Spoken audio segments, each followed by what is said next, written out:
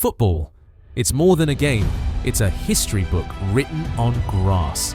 And nowhere is that history richer than right here, across the United Kingdom.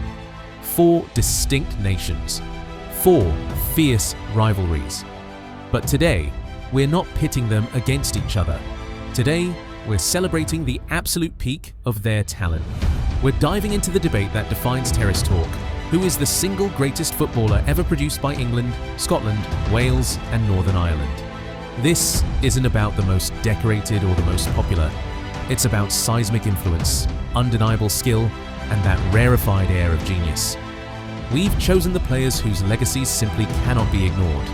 My picks: Sir Bobby Charlton for England, Kenny Dalglish for Scotland, Gareth Bale for Wales, and the one, the only, George Best for Northern Ireland. Get ready to argue. This is the definitive list of the UK's all-time footballing royalty. We start in Belfast. The smallest nation on our list delivered arguably the purest, most electrifying talent the British Isles has ever seen. We're talking about the 5th Beatle, the first football superstar, George Best. Born in 1946, Best arrived at Manchester United as a teenager and redefined the role of the winger. This wasn't a player who simply delivered a cross. This was an artist with a ball, weaving patterns that defied geometry. Best's career peak culminated in 1968. He was just 22 years old. He won the European Cup with Matt Busby's Manchester United, the first English team to do so, and sealed his legendary status by dribbling around the goalkeeper and walking the ball into the net. Against Benfica in the final. That same year, he won the Ballon d'Or. His technique was revolutionary. He possessed acceleration that left fullbacks frozen and balance that allowed him to twist and turn at full speed. His close control was mesmerizing. The ball seemed attached to his boot by an invisible string. But to understand Best's claim to the top, you have to compare him to Northern Ireland's other contenders. Pat Jennings was a monumental goalkeeper, and Danny Blanchflower was a cerebral captain who led Tottenham's double-winning side. Yet neither possessed the global generational genius of Best. Best is routinely listed in global top 10 discussions alongside names like Pelé and Maradona.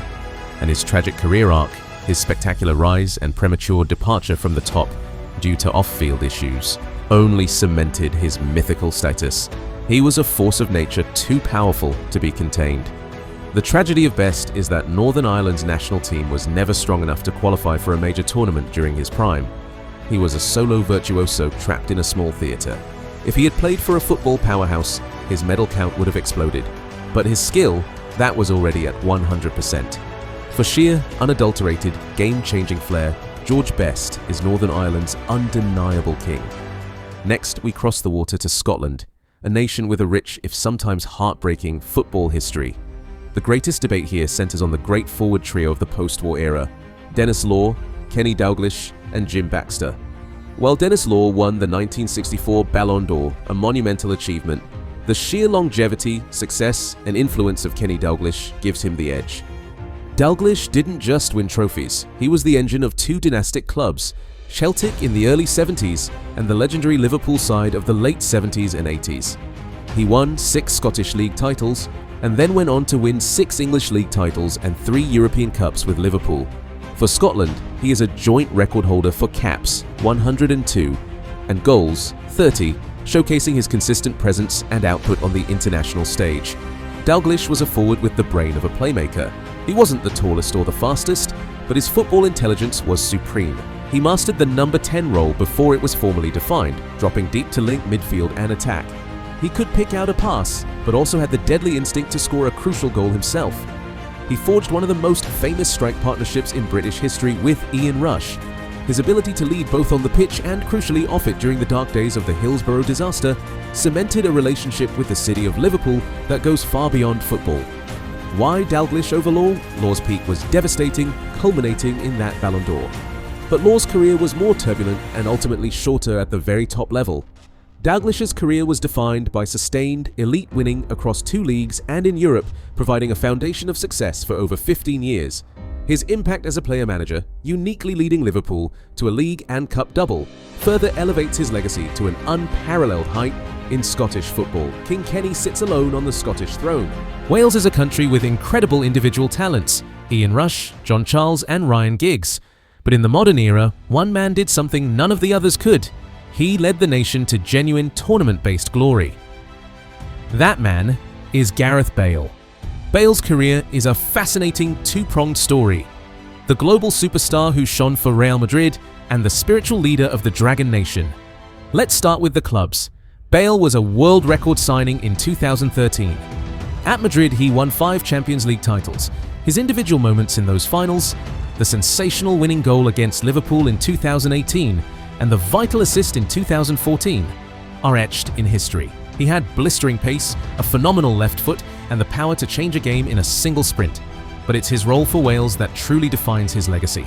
Before Bale, Wales hadn't qualified for a major tournament since 1958.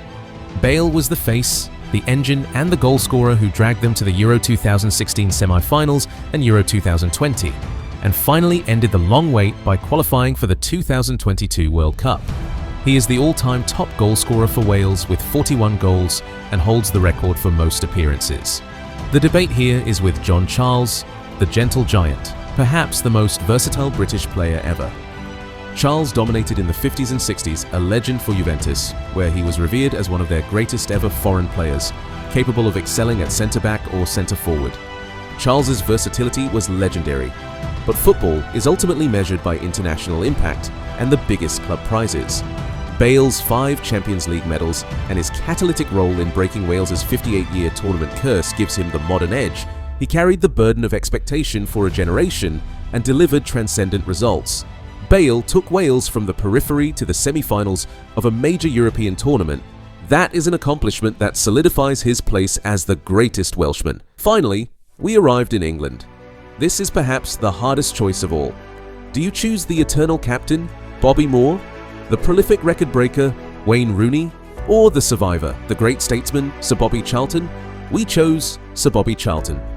Charlton's story is defined by survival and triumph. As a survivor of the 1958 Munich air disaster, his return to the game was an emotional testament to resilience. He would go on to build a career defined by 2 monumental peaks, captaining the 1966 World Cup winning team and leading Manchester United to the 1968 European Cup.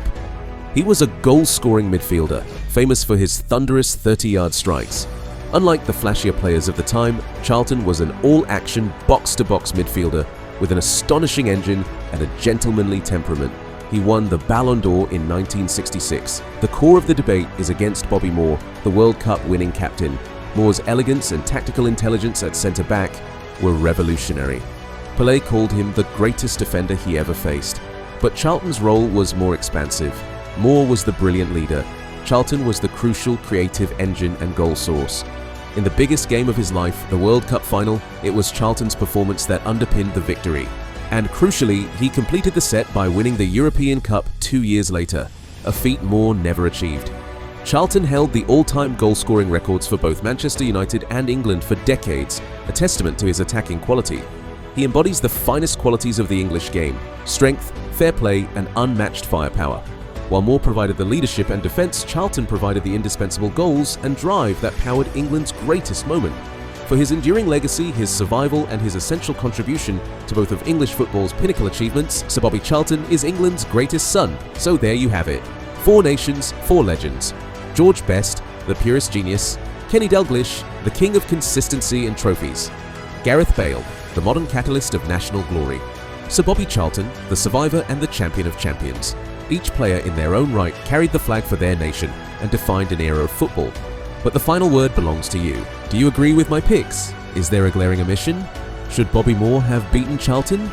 Let me know in the comments below. Don't forget to like and subscribe for more deep dive football history.